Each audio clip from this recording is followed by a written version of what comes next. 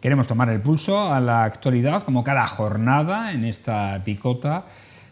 Lo hacemos de esta manera con los invitados que traemos hasta esta mesa de diálogo, ya metidos de lleno en la celebración de la Semana Santa de Mérida, que, como saben, será retransmitida en directo desde la Plaza de España, desde la carrera oficial por esta casa, por Televisión Extremeña, como venimos haciendo desde hace 11 años, nada más y nada menos. Vamos a saludar a quienes nos van a acompañar en el análisis de la actualidad de esta jornada. Hoy están con nosotros Antonio Vélez. Buenas noches, ¿cómo estás? ¿Qué tal? Sobreviviendo y viendo que el tiempo está encauzándose a una primavera poderosa. Bueno, esperemos que al menos nos deje una tregua de agua durante la celebración de la Semana Santa. Domingo Hidalgo, buenas noches. ¿Qué tal? ¿Cómo estás? Paz y bien, pues estupendamente. Aquí en la Semana de Pasión, la previa a la Semana Santa, y cómo no, pues felicitar a este techo de libertad, a esta ventanilla de libertad rodeada de tantos arrendamientos, ¿verdad? Que va a retransmitir a diario, en directo, para aquellos tantos y tantísimos que no la pueden ver en directo la Semana Santa, los desfiles procesionales. La predicación hecha arte de las torturas, el asesinato vil y, lo más importante para un cristiano, la resurrección de nuestro Señor Jesucristo. Porque si un cristiano no cree en la resurrección, como dice San Pablo, la fe es vana. Por eso tiene que notarse que, siendo importante la Semana Santa y las torturas que recibió nuestro Señor Jesucristo, lo más importante de todo es el sábado de gloria y el domingo de resurrección, sin duda. Es el principal mensaje, efectivamente, del fundamento del cristianismo. Sin duda, no es para ir llorando por los rincones, sino para ir alegre por la resurrección. Cierto, Antonio. Por cierto, el Papa Francisco está muy bien, porque le ha dado un aval importante a la historia de Mérida. Sí, cuando algunos hablan... el otro día venía un artículo de mi buen amigo Alberto González exaltando a Badajoz. El artículo se llama Badajoz 3, y lo explicitaba como la gran capital peninsular. La gran capital histórica de la Hispania romana es Mérida, porque es la primera capital de la península ibérica. Que se lo pregunte con Diocleciano, 298 hasta 407, cuando entran los salvajes a echarnos fuera del mapa. Mérida es la primera capital, que se lo pregunten a Tierno Galván, cuando lo decían. Mérida fue la primera capital de España y la última Madrid, y es verdad. Eso ha potenciado muy, al margen de la cuestión religiosa, que obviamente es su papel. A mí me cae bien este Papa, en otras circunstancias a lo mejor a otros no les gusta, tal, pero ahí ha estado, con Mérida ha estado muy fuerte, muy poderoso, muy valiente, y ha reconocido un papel histórico de la ciudad. A mí me agrada esa cuestión, independientemente del tema religioso. Es verdad que Mérida es contemporánea a una celebración de la cultura cristiana, que es la pasión de Cristo, tal, en relación con una evidencia, que los mismos trayectos que tienen los pasos actualmente son conmemorando unos hechos concretos que están ahí, de la cultura cristiana. Se produjeron en el mismo lugar, ahora donde se pudieron producir los acontecimientos reales hace más de 2000 años. Esa es la realidad. Esa es la realidad. Con lo cual, hombre, me ha parecido importante para, sobre todo, enseñar los papeles de Mérida. El papel de Mérida, seguramente no hay ninguna ciudad en España que pueda representar esa realidad. Cuando algunos planteaban unir dos ciudades para ser la tercera ciudad de Extremadura, a mí me parecía ridículo. Porque Santiago, por ejemplo, es la cuarta o la quinta de Galicia. 3 puñetas le importa. Mérida puede ser la ciudad número 48-65 de España, pero es la primera capital de la Hispania. Y es el elemento representativo de Extremadura en la historia más importante, con muchísima diferencia. Lo dice un exalcalde de Mérida, que lo defendió con pasión, porque esa es una realidad histórica. Por lo tanto, me han agradado las palabras de Francisco, el Papa. Por cierto, que supongo que esas palabras del Papa Francisco hacia Mérida han estado influenciadas también o bien aconsejadas por Maximino Caballero, que es el responsable de las finanzas del Vaticano. Y Ramón Guerrero, ¿no? De él. Y Ramón Guerrero. Ramón Guerrero ya no está. Ya no está. En el Vaticano. Chiqui Guerrero. Chiqui Guerrero está Chiqui ya Guerrero. en el Centro de Estudios Sociales de Castilla y León. Y si no estoy equivocado, Bernardino Rodríguez. También está en el Vaticano. Pero los emeritenses de toda la vida, de aquí, si eso, criados aquí y bueno, que tienen acceso directo al jefe del Estado del Vaticano. puede ser así, y a mí me encantaría y los aplaudimos, pero se constata una realidad. El poder histórico de Mérida, una ciudad puede ser un villorrio, pero tiene una historia y Mérida la tiene apabullante. Cuando venía Antonio Innocenti, cuando algunos nos empeñamos en recuperar un papel histórico junto a un hombre gigantesco que duerme el sueño en torno a Mérida, Antonio Montero, me acuerdo que Antonio Innocenti en la Nunciatura del Vaticano en Madrid decía, si usted supiera, me decía a mí, si usted supiera lo que es Mérida en los archivos del Vaticano, no hay ciudad en España hasta el siglo XII o XIII que la apabulle, ni que le desabroche los zapatos. Dicho en una expresión muy... Innocenti ha sido posiblemente el nuncio más intelectualmente más poderoso que ha habido en los últimos años en España. Quiero decir que ese papel de Mérida gustará o no gustará en una Extremadura aldeana, enfrentada con ridiculeces de 3 al cuarto, y Mérida en muchos casos lo ha sufrido, pero su papel está ahí. Es la ciudad más importante, la primera capital de toda la península ibérica, las Baleares y el norte de África. Bueno, y ahora hay que reivindicar que fue la cuna del cristianismo en España. Eso es lo que ha aportado de forma muy interesante Francisco I. Francisco. Vamos a otros asuntos porque si no nos da tiempo a analizar 3 todo lo que nombres tenemos. emeritenses de ahora: Maximino Caballero Ledo, Bernardino Rodríguez Quirós y Chiqui Guerrero Alves. ¿Cierto? Estupendo, un aplauso para ellos. Jesuita, este último jesuita. Estuve con él cuando le enterró el Vaticano. Estuve saludándole cuando le enterró del padre y mi abrazo más sincero. Vamos a otro buena asunto, gente. porque según las previsiones iniciales del grupo, la azucarera debería estar ya funcionando, pero la empresa ha dado prioridad a otro proyecto similar al de Mérida en Egipto. El alcalde de la ciudad, Antonio Rodríguez Osuna, se preguntó en el último pleno celebrado este pasado lunes si la Junta había llamado al promotor para interesarse por cómo va este proyecto, y la Administración Autonómica ha respondido hoy que no hay ninguna falta de interés en ellos, y con ello se quería insinuar, dice. La consejera del ramo, Victoria Basaga, ha defendido que el Gobierno autonómico, como organismo oficial, no puede, dice, ni imprimir prisas ni pedir explicaciones al inversor de la planta azucarera de Mérida. Desde la Junta señalan que apoyan y además imprimen toda la celeridad que pueden a cualquier iniciativa que pueda resultar interesante en la región, indicando además que a su llegada al Gobierno regional se encontraron con un proyecto que está parado y del que hace muchísimo tiempo no se sabía absolutamente nada. Antonio. Pues es sorprendente el tema. Yo vuelvo a reiterar que hay un tema muy especulativo en su momento en ese espacio, en ese inmenso espacio. Vuelvo a repetir que hoy en día hay que buscar otras alternativas con lo que está pasando en el mundo. Hay que cerrar un poco la economía desde una perspectiva redistribuidora, más socialdemócrata, valga la expresión, más participativa, menos ultraglobalizada, significando 40 o 50 países en el mundo con niveles brutales, prácticamente exentos de fiscalidad y cosas de ese tipo, y Europa tiene muchos problemas encima, tiene una guerra ahí al lado, con el señor Putin en una actitud expansionista, con un mundo chino apoyando a Putin. Quien sostiene a Putin son los chinos. ¿Y qué tiene que ver esto con esto? Pues tiene que ver mucho, porque realmente en ese juego Europa tiene que recoger vela. Aquí, por ejemplo, yo vuelvo a decir una cuestión.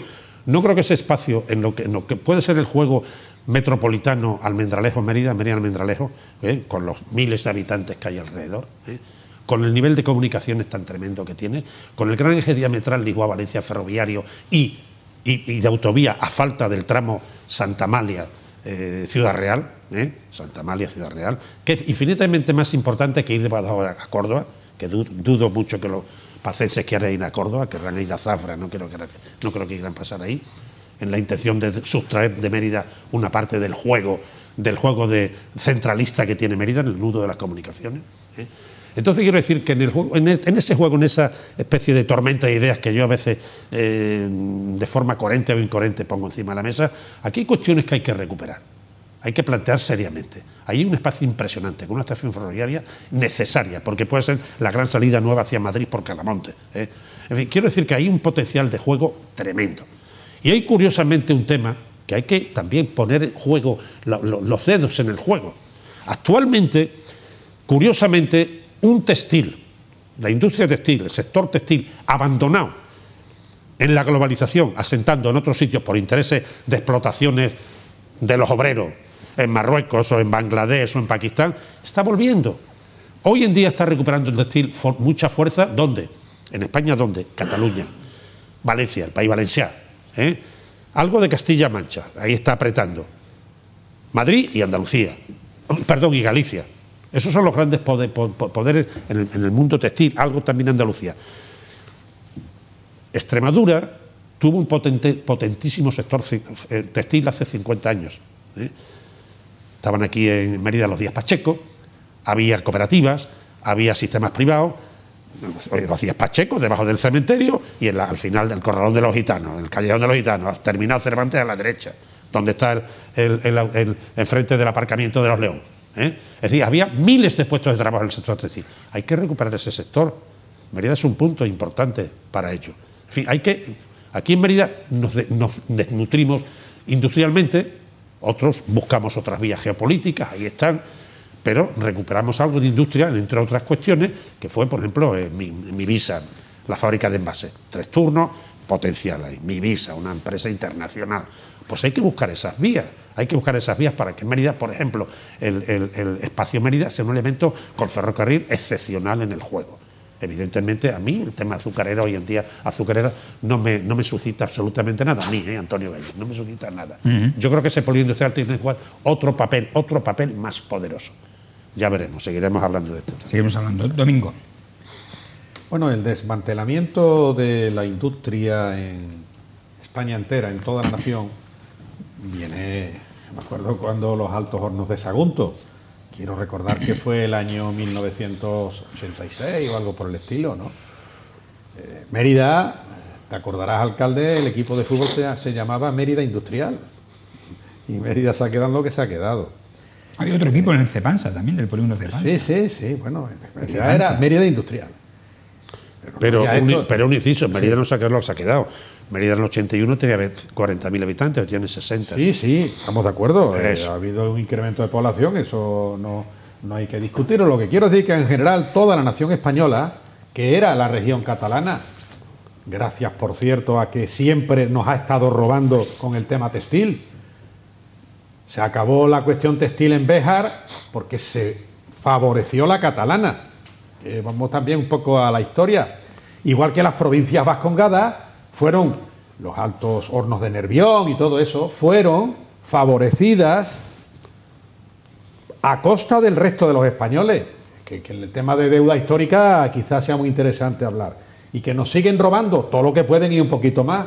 Tenemos un gobierno... A costa, por ejemplo, de Málaga, que también tenía industria. Tenemos un gobierno que está realizando un golpe de Estado, asociándose como buen gobierno que no respeta la Constitución, desastre de gobierno, asociado a comunistas, a los que siguen a los terroristas y a los que siguen a todo aquel que persiga la Constitución y la convivencia entre los españoles, y esto es lo que hay. ¿En qué se va a convertir ese polígono? Bueno, por lo que está sucediendo, en lo que se ha convertido la calle Félix Valverdelillo, en una cantera de locales vacíos, encabezados por lo que fue la Plaza de Abasto, ahí está, vacío, y tantos locales. ¿En qué quieren convertir Mérida? En una plataforma única. Por cierto, ya desde aquí le digo, Antonio Rodríguez, ¿me puedes explicar, por ejemplo, en la Plaza de Santo Domingo, que yo tenía idea, no lo sé, igual tú como eres un ser superior, Antonio Rodríguez, pues quizás tú vayas muy por delante, pero antes en las plazas jugaban los niños. Y en la Plaza de Santo Domingo, con eso de que ha quedado plataforma única, ¿me puedes explicar cómo pueden jugar los niños en un sitio que a la misma altura pasan los coches? ¿Quién controla eso? Es que no ha podido haber una mente tan importante y tan alta como la tuya, Antonio Rodríguez, como para que se hubiera puesto una pequeña barrera arquitectónica ahí.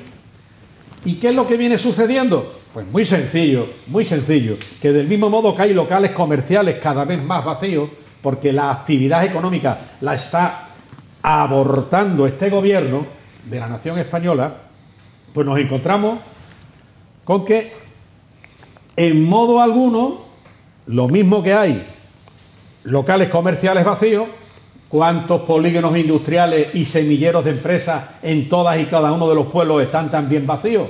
¿Qué actividad económica tenemos? Si es que no la hay. Prescindiendo, alcalde, que estés o no de acuerdo con la azucarera, pero vamos a otra industria, la que queramos.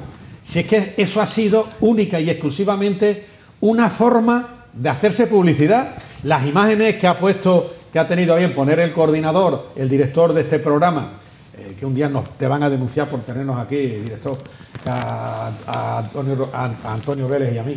Pero las imágenes que se están poniendo son precisamente de don Antonio Rodríguez, de don Guillermo Fernández Vara, de la otra consejera. Ahí están. ¿Qué fue? Pues simplemente propaganda, publicidad. Nos vendieron una moto que es que no había ni moto, aparte de que estuviera gripada, es que no había ni moto.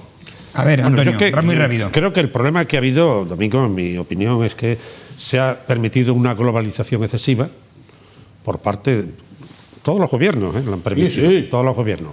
La derecha, todos la mataron, ella sola. El centro derecho y el centro izquierda. Ha permitido el proceso de globalización. Ahí tenemos a los Amancio Ortega, no sé qué, una historia surrealista. Gente que se va a volar cerca de Marte con un tal, o desgraciadamente algunos incluso mueren en un intento submarinista. Pero quiero decir que ese es el juego terrible al que hay que retornar a un juego más redistribuidor, más de intervencionista del propio Estado. Es decir, efectivamente, yo nunca he sido partidario de la azucarera porque no la veía como un elemento, más que como un elemento puramente especulativo, en mi opinión.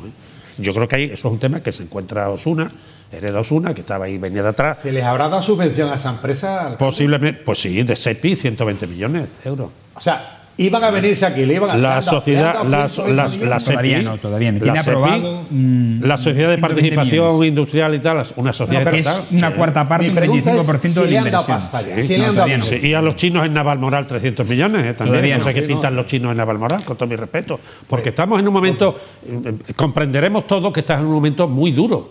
Europa tiene... Porque estamos colonizados. Europa, claro, pero Europa no está colonizada. Europa puede tener un problema ahora muy grave entre el expansionismo putiniano, apoyado ¿por quién? Por China. Europa tiene que cerrar filas. Cuando hablemos de textil aquí, y antes se deslocalizó por intereses de valor de obra esclava, este pantalón lo compras en Springfield por 15 euros, pongamos por caso, o en Carrefour, o donde puñeta sea. Un pantalón te dura 3 años, pues paguemos 100 euros por un pantalón, pero mantengamos puestos de trabajo. ¿No te parece más lógico redistribuir?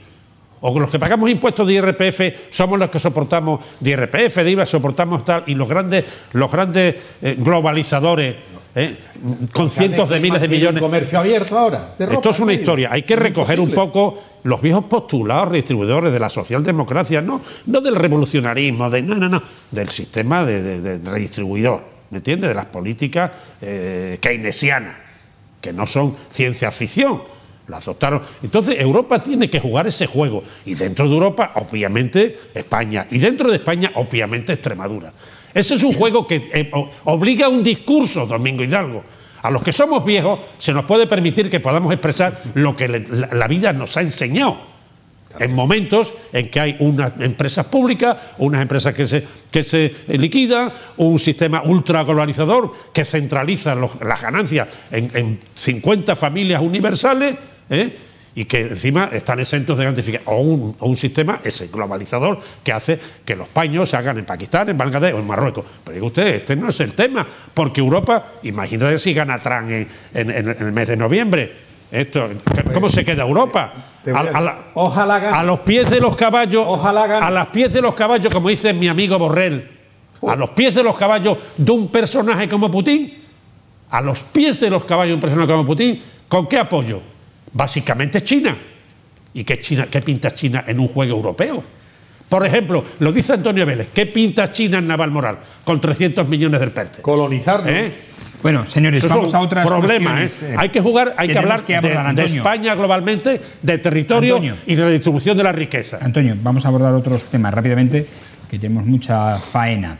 El Colegio María Auxiliadora Salesianos de Mérida ha celebrado este miércoles el Día de la Buena Gente. Ojo, con el nombre que está bien puesto, en el que ha querido mostrar al alumnado la labor que realizan, por ejemplo, los cuerpos y fuerzas de seguridad del Estado, Policía Nacional, Policía Local, Bomberos, Cruz Roja y otras instituciones. Ahí vemos esas imágenes de las que daremos cuenta mañana ya en un reportaje, y que ha tenido varias, o ha contado con varias exhibiciones, una de la Guardia Civil, con una exhibición de la motocicleta de la Escuela de la Guardia Civil, y con otra exposición, por ejemplo, de los drones que utiliza la policía para ello, o la canina, como ha hecho perdón, la policía local, que cuenta con una unidad canina.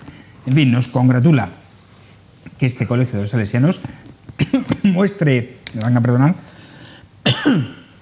muestre la labor de los agentes que sirven a la ciudadanía con esta muestra que ha hecho en el patio de este colegio.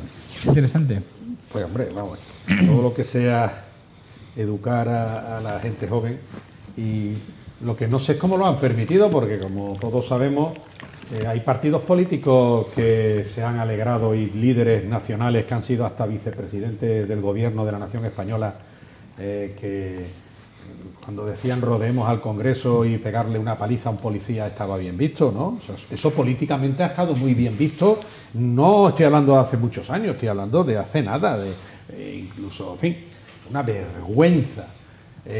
Como el maltrato que reciben los cuerpos y fuerzas de seguridad de la nación. Ya aprovecho que debiera haber solamente unos cuerpos y fuerzas de seguridad de la nación española, no cuerpos autonómicos, vamos, para nada. Guardia Civil y Policía Nacional, y se ha terminado. La Cruz Roja, bien, también la Cruz Roja tiene, en fin, fue objeto de corrupción. Ya estaremos cerca ya del penúltimo escándalo que saldrá a la luz pública del Partido Socialista, ¿no?, y del gobierno de esta nación. Pero bueno, la Cruz Roja estuvo muy bien con Carmen Mestre, quiero recordar que fue, tuvo su momento de corruptelas, ¿no?, gobernando naturalmente el Partido Socialista, ¿no?, allá por los años 90. Y que venga también la policía y todo eso, eso es educar, Pero a lo mejor se tendría que ir a un poco más, porque esos niños que estamos viendo con esas edades ya están viendo pornografía en los ordenadores portátiles que son estos. Ya están viendo pornografía. Y esto se escapa.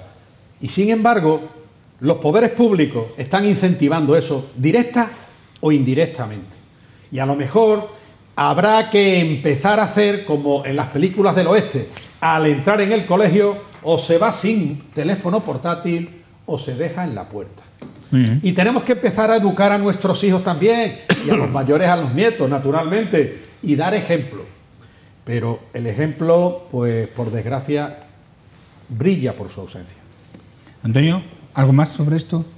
No. Yo creo que es un tema que está tomando cierto sentido de importancia en la sociedad. De hecho, en las escuelas el digitalismo se está intentando controlar en edad de pequeños, jóvenes. Yo creo que la Junta, igual que otras comunidades, ya ha abogado por eliminar el uso del móvil en clase. La imposición de género está llegando a tal punto, se está viendo en militares que están cambiando de sexo en el registro civil, para poder acceder a algo tan elemental como la igualdad de derechos. El artículo 14 de la Constitución se ha abortado con las leyes de género.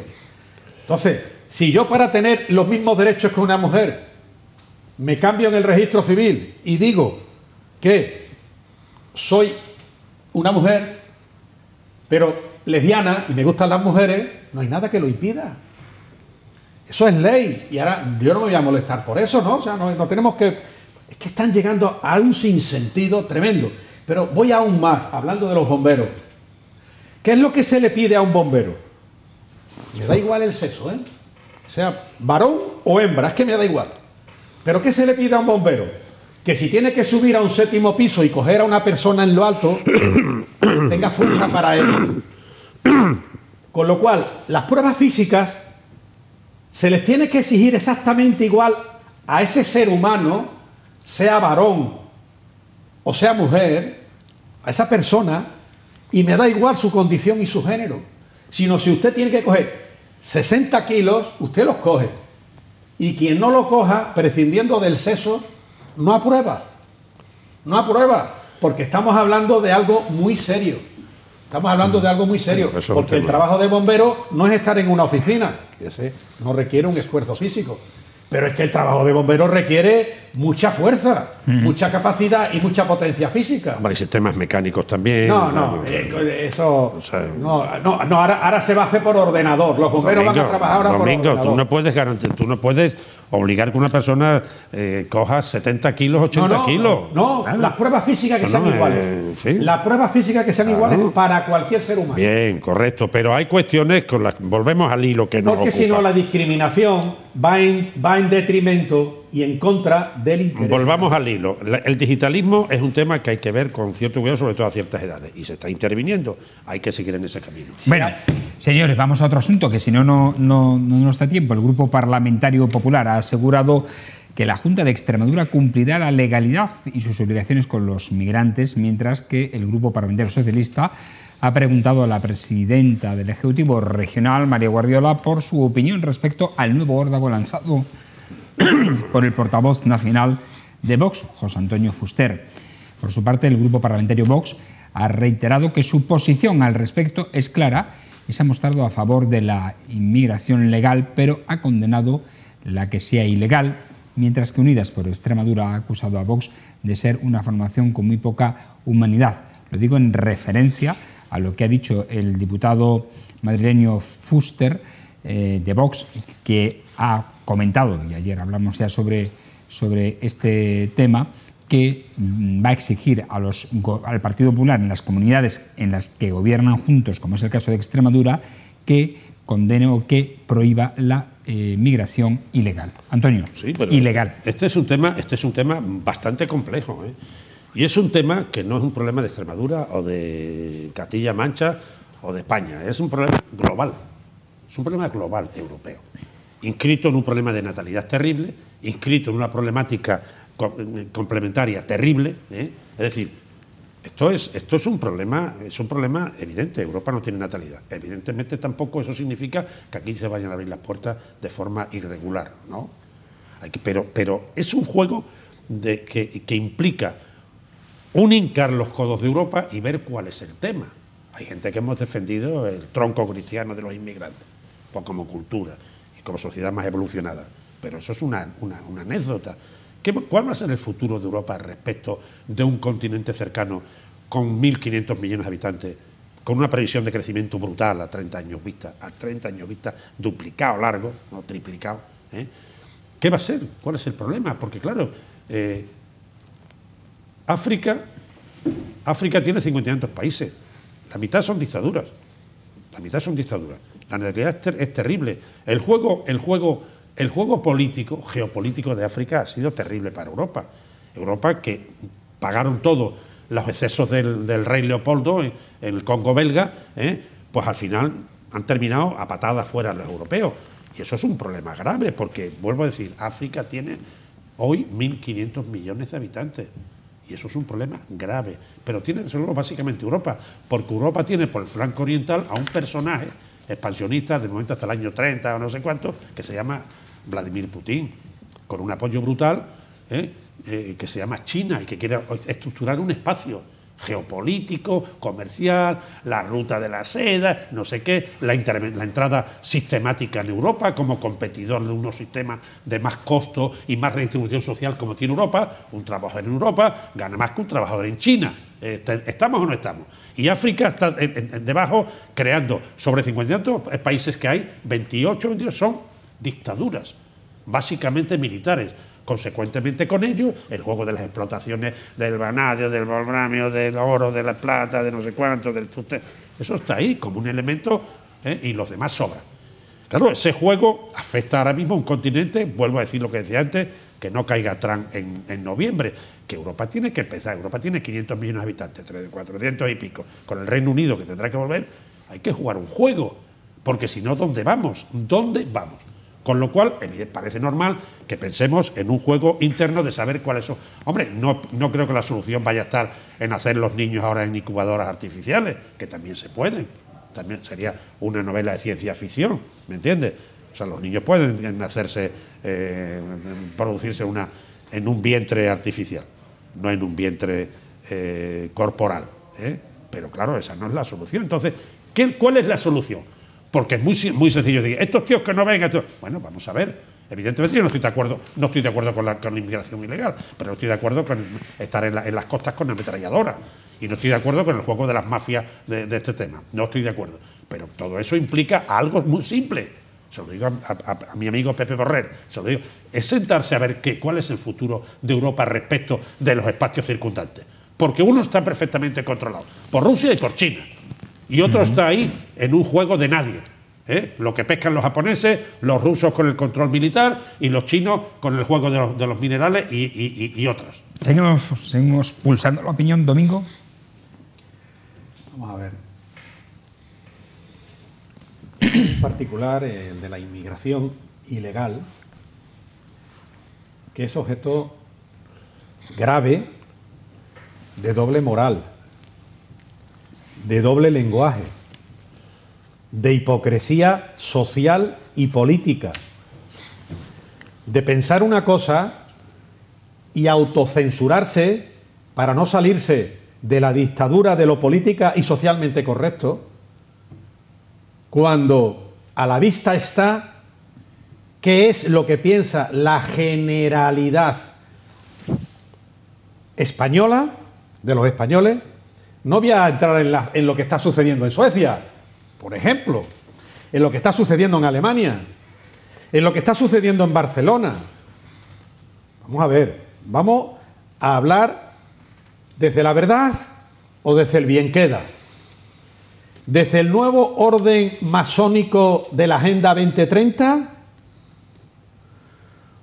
y desde la ingeniería social de los Soros, en las que está colaborando Cáritas, la Cruz Roja, las mafias que están esclavizando a esos inmigrantes, a esa desproporcionada invasión de inmigrantes ilegales favorecida por los poderes públicos y por las mafias. Todos hemos visto lo que ha sucedido en las vallas en Melilla, en Ceuta, y de la forma que entran. Pues yo soy simplemente de los que opina y creo hablar en nombre de muchísima gente que la inmigración tiene que ser legal, que aquí no se puede venir a la sopa boba, que el índice de delincuencia está subiendo, sigue subiendo, y el Ministerio del Interior de este desgobierno golpista de Pedro Sánchez no nos está dando los datos y se niega a dar datos de quiénes son los autores y los detenidos, porque son perseguidos. Y lo que está diciendo en este caso Vox es de sentido común, porque tú, alcalde Antonio, tienes tu casa, y tú, coordinador y director, tienes tu casa, y yo también tengo mi casa, y en mi casa entra en tu casa quien tú digas, y en tu casa y en la mía. Y si yo voy a tu casa y tú me acoges en tu casa, yo tengo que respetar tu forma de vivir en tu casa. Y aquí ya sabemos lo que está sucediendo. Y esto no estamos hablando de algo que ocurra hace 2, 3 años. Esto está siendo algo que se ha desbordado. Se ha desbordado. Se ha incentivado el asesinato legal y ahora le llaman hasta el derecho al aborto. Igual que hay otro asesinato legal que es la eutanasia. Pero a la vez se está incentivando la inmigración de gente en edad militar y en edad de procrear. Y a esas personas no se les puede tener en guetos. Y personas además que en muchos casos no respetan tu forma de pensar ni de vivir. Entonces, hay que no alejarse de la verdad. Y aquí está habiendo mucha mentira institucionalizada. Por eso yo estoy totalmente en contra de la inmigración ilegal. Pero vamos a ver. Aquí hay un hecho real. No nos derivemos, Domingo. No, yo no me he derivado nada, ¿eh? Yo he sido muy clarito. Vosotros has dicho una verdad que es la verdad o el bien queda. Y eso es lo que está haciendo Vox ahora. El bien queda. Que va. Este problema, no se este problema, Domingo Hidalgo, es un problema europeo muy duro. Y es un problema que hay que resolver globalmente, no creándonos una fortaleza con las ametralladoras en las murallas. Eso es una barbaridad. Hay un problema que ha ido creándose sistemáticamente, quizás por esos procesos también de globalización, por lo que sea, pero es un problema que hay que analizar sistemáticamente, ordenadamente, y ver cómo Europa puede salvar un problema de crecimiento respecto de una falta de natalidad, respecto de un continente que está en gran medida a su libre albedrío ahí en África, controlado por rusos y por chinos, sobre todo primero chinos y después rusos, que es un problema grave y que Europa ha perdido ahí prácticamente toda la presencia histórica basada en un juego colonial, largo, colonial. Y ese juego es un juego muy complicado. Vos aquí no pinta nada diciendo yo tampoco quiero inmigración ilegal, yo tampoco y nadie. Pero ¿eso qué significa? Es como cuando apoyamos una huelga de tractores, por poner un ejemplo, y sale un señor diciendo desde un tractor, un representante, es que el problema de los papeles, es que hay muchos papeles. Nos ha jodido, valga la puñetera expresión. Y cuando haces una vivienda, tienes que hacer un proyecto, tienes que seguir unos trámites, tienes que plegarte una ordenación urbanística. ¿Esto qué es? ¿Esto qué es? ¿Un carajal de cachondeo o un juego de oportunismos puntuales respecto de la cosa pública, de la cosa política? Que es a lo que juega Vox, en mi humilde opinión. Y para mí, vuelvo a decir lo que he defendido siempre, soy partidario de un juego bipartidista, centro-derecha, centro-izquierda, alternante, como la restauración economista de la última restauración. Es curioso. Para mí, lo demás está sobrando. Y en este juego se está aprovechando una triste realidad terrorífica de una Europa que se ha roto en muchos aspectos. Salió el Reino Unido en su momento con el Brexit y que tenemos una situación que hay que retomar. Hay que retomar porque Europa no es un don nadie. Europa es un poder con una renta, un PIB per cápita del carajo, con un juego industrial del carajo. Por eso vuelvo a decir, para mí no pintan nada los chinos en Navalmoral, para Antonio Vélez, nada. Porque esto se tiene que reorganizar desde un juego europeo, recuperando el textil, la productividad, la redistribución, el juego industrial que ha tenido siempre y el juego comercial, ¿me entiendes? Como un continente poderoso. No estar al margen y al pairo de cuatro oportunistas o de cuatro... La clave está en que lo que está diciendo Vox tiene toda la razón. Ninguna. Tiene toda la razón. Ninguna. Y la verdad Ninguna. es la verdad. La diga Agamenón o su porquera, la diga Vox, eso la diga el PSOE se llama o la diga oportunismo el PP. político. Porque gracias a Vox fue declarado los estados de alarma inconstitucionales. Gracias a Vox fueron juzgados los golpistas en la región catalana, que por cierto fueron indultados y ahora quieren ser amnistiados por este gobierno que está dando un golpe de Estado y está rompiendo la democracia y la convivencia entre los españoles. Y seguimos esperando que saldrá dentro de muy poco pues el antepenúltimo caso de corrupción del PSOE. Vamos, decía nada. Y seguiremos viendo el tema de las mascarillas y no mascarillas y la gloriosa forma de funcionar que tiene este gobierno atrayendo la inmigración ilegal. Aznar hablaba catalán en la intimidad y fue uno de los activos de las Azores que nos costó en España una bestialidad el 11M. Aznar, José María Aznar. Nos vamos, señores. No transfiguremos la historia, hablemos la realidad. Director, nos tenemos que ir. Que Mérida sigue muy a oscura, Antonio Rodríguez, que sigue muy a oscura. Que es que ni tan siquiera arregla las farolas que están apagadas o fundidas. Hablaremos Antonio después, Rodríguez, ya está bien. hablaremos después de Semana Santa, de ello. Mientras tanto, buena Semana Santa.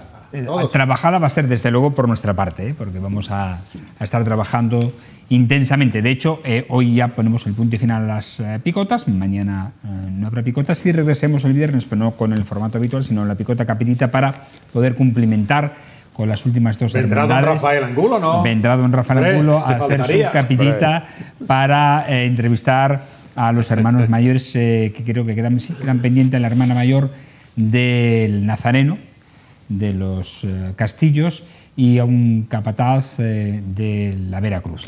Y con ellos terminaremos. Nosotros les esperamos el domingo en la retransmisión del Domingo de Ramos con las dos estaciones de penitencia que estarán en la calle. A ustedes agradecerles como siempre su opinión. Domingo Hidalgo, muchas gracias. Así bien, muchas gracias y buena y cristiana Semana Santa. Antonio Vélez, lo mismo te deseo que tengas una muy buena Semana Santa. Disfrutes de este tiempo de descanso. Ha sido un placer poder opinar libremente. Gracias. Y a ustedes agradecerles como siempre su atención, instándoles a que nos sigan en nuestro canal de TDT, también en, como no puede ser de otra manera, en las redes sociales y en nuestra página web de Televisión Extremeña. Por cierto, que estamos preparando el cambio a alta definición, a HD, lo haremos ya en el mes de abril, así que en principio no tendrán que hacer nada en su receptor de televisión, mejor, sino que se verá mejor, efectivamente, de lo que se ve ahora. Así que buenas noches, señores, y feliz Semana Santa.